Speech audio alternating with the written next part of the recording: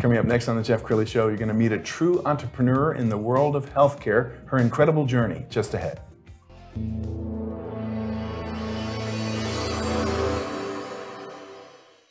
Many are predicting that the worst is yet to come, which is unfortunate, said one person here. Until now, they've enjoyed the reputation of being the nation's icebox. Watched a burglar in his home this morning by webcam. As a journalist of over 25 years, stories are what make my world turn. Reporting live from the Dallas newsroom tonight, Jeff Crilley, Fox 4 News. But in 2008, I took the jump from my familiar life and started a PR firm from my home. We're talking about anyone with a camcorder like the one I'm using becomes a television network. We started slowly growing the company, and we now have over 100 clients, and we've branched into the world of live digital broadcasting. I now own 8 different TV studios and have a huge team, and the stories that I now get to share are sometimes the most important of my life. Life has a funny way of coming around full circle. This is the Jeff Crilley Show. Well, in the world of medicine, there are two kinds of people. The worker bees, and which are necessary. Every hospital needs one. But then you also have the healthcare entrepreneurs, the ones that look at the healthcare system and say, there must be a better way. In studio right now, Mary Blake. She is a healthcare CEO and clinical consultant. Thanks for coming on the show. Thanks for having me, Jeff. Yeah. Okay, well, let's talk a little bit about your journey. Have you always wanted to be in medicine? I have. So I've been interested in the sciences for a long time. Ever since I was in middle school, I was always dissecting something Right. or chasing insects. I always had a lot of pets. And that love and that passion went with me all the way to college. Okay. And Do they still dissect frogs, or do they do it on a computer these days? a little bit of both. Really? Yeah. Yeah. So there's still an aspect of hands-on, Sure. and that's really important. But a lot of things have gone digital now. So. Yeah. So I know you have had a wonderful journey. Tell us about medical school. Tell us about, what was your passion when you were in college? Yeah, so I was initially pre-med. I got my bachelor's of science in microbiology from the University of Texas in Arlington. Then from there, I was torn for a while because I started doing my rotations, I started doing shadowing, and I realized that it just wasn't for me, not quite. I love the science, I love the ethics and the business of science, but the one-on-one patient health, I just was not a natural at. So I gravitated into clinical research and went into that, ended up loving it, going back to fulfill my master's degree in public health. And then I went back into clinical research following it thereafter at Baylor Hospital. And then my career's just grown from there. Now, I'm on the side of the auditing on the more associate level. So what we do, we travel a good deal. And for facilities, healthcare, hospitals, or medical schools, we're really making sure that they're in compliance with local and federal regulations. Yes. And so that way, we're really able to protect both patients and physicians on the document level. And ensure that whenever there's medications, whenever there's new therapeutics or something different that comes to market, everything is ethical. We're making sure that nobody's hurt and that all the medications are effective. Yeah. And doing my homework for this show, I was so impressed. There was a wonderful article written about you a couple of years ago. Let's put it on the screen. And as we scroll down, one beautiful picture of you, but as we scroll down the screen, I was amazed at just how many pictures there are of you in different scenes of your life. And I don't expect you to narrate each one of these, but as we get to the pictures, let's talk a little bit about kind of your journey. What are we looking at there? So this was from the Center for Medicine and so at the University of Health. It was a conference, essentially for those that are branching out from the healthcare or medicine into kind of that business space that we were talking about. This is one of my favorite poses. Great shot, really. Yeah. This was my trip to Uganda that I took in 2018. We were standing in front of some of the kids. This is also during that trip, so it was a medical missions-based trip.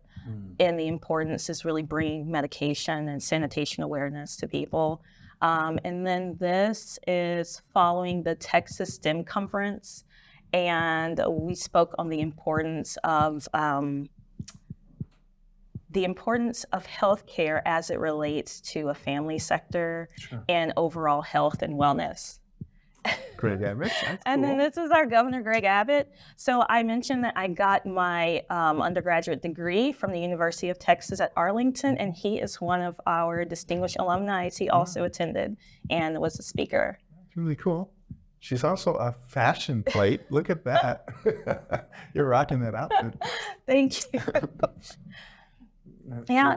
Yeah, so this goes back to my undergraduate days and also my graduate days at Tufts University, where we really got into some of that hard science, looking at the cells, looking at different pathogens, bacteria, and how they relate inside the body, how certain changes in them can affect the human body, and how, our overall health, wellness, preventative health really contributes into that as well. So, that's a little bit about my journey. Well, and Mary, you mentioned Uganda. I want to revisit that, and we've got some wonderful video of you in Uganda.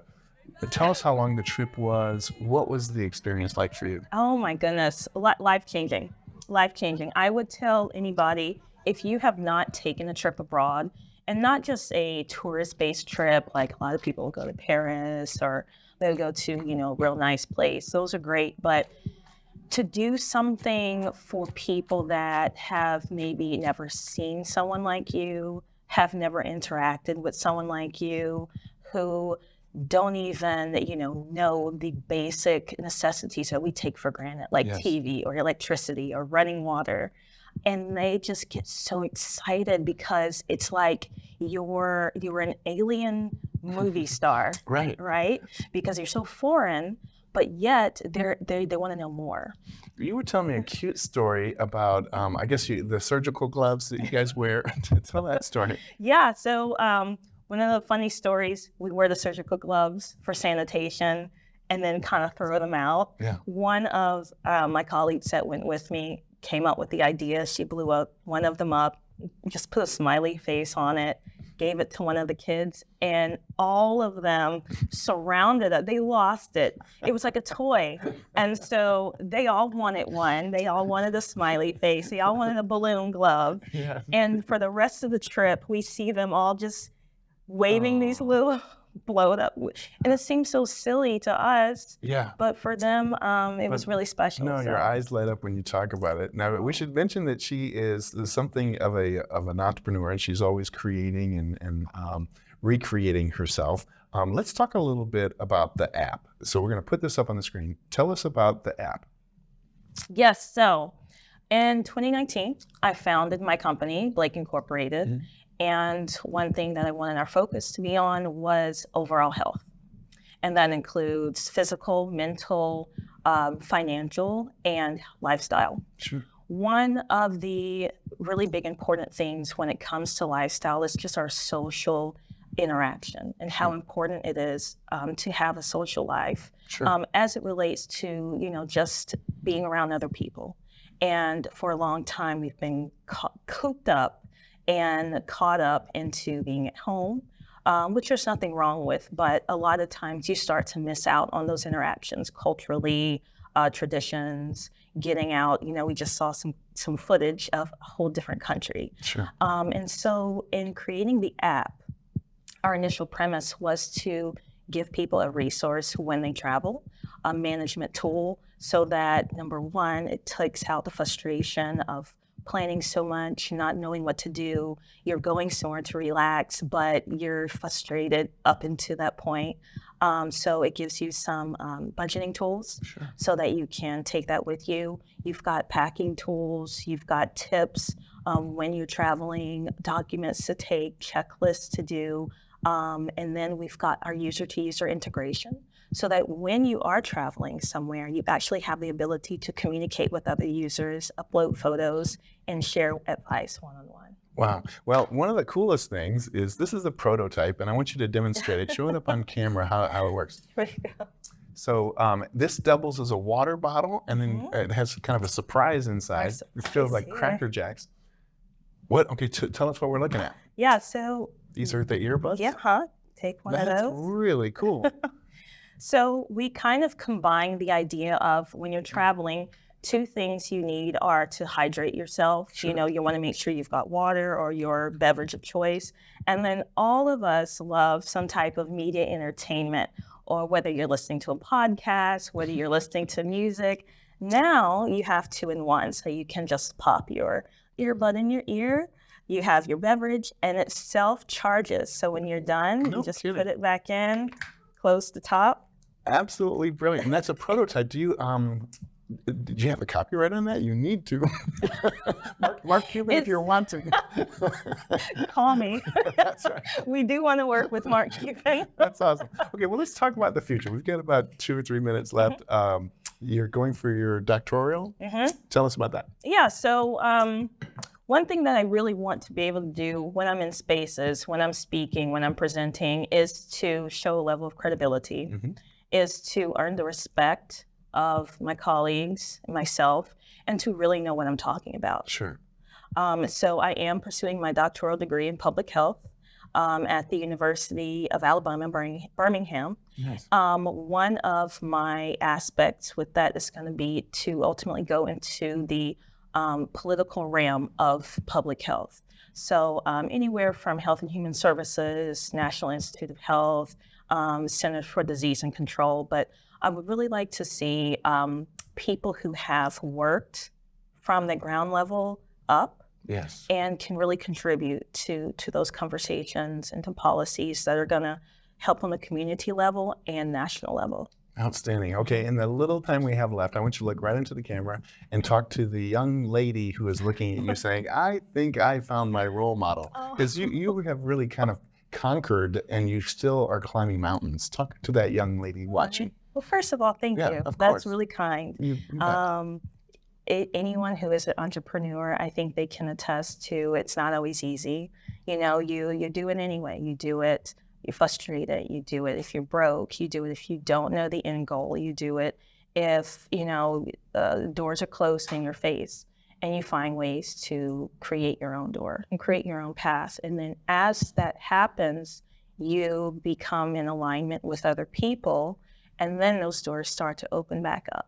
One of my ultimate goals is to create a path to show people that, number one, you can mirror, you can put several concepts together. You don't have to just stay in one box. Yes, I love science and public health, but I also love fashion. You know, I also love travel. I also love well-being and sports and things like that in media. So another thing that I would really love to see is people who kind of encompass several passions, several things that they're good at, bring them together. Outstanding. Wow, what an inspiration. We're going to end with your LinkedIn page.